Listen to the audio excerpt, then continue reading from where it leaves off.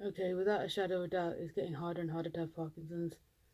And this is a disease that doesn't get better, it gets worse, and you just have to get stronger. And that's really, really hard. And it's uh, it's like an enemy invasion. Like, you know, on a map, when you're little and you used to study in history in school, and you used to see enemy maps, like how invasions used to slowly take over countries. Parkinson's is like that. It's slowly taking over my body and slowly gaining more territory.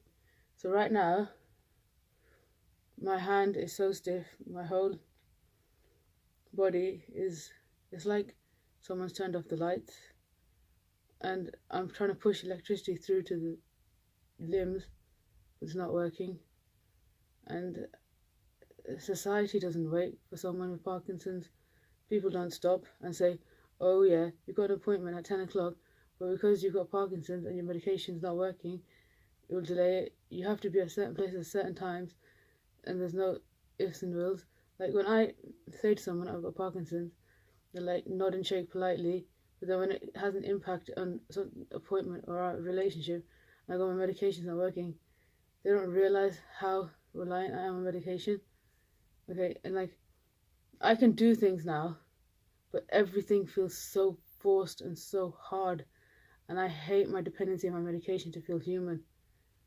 I hate the fact that to get to drop my son off at nursery every day and to stand up next to the other mums, I need to artificially prop myself up with like 6 pills to stand in the same place as them.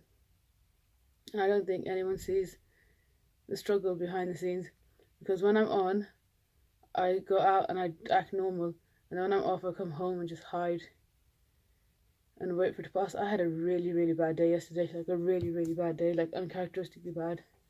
Like I normally, like every day is bad, but yesterday I kept taking medication and it just would not work. It was like flogging a dead horse. The brain to body connection was completely broken down. And I got oblivious into my future of like what life was going to be like as this condition deteriorates.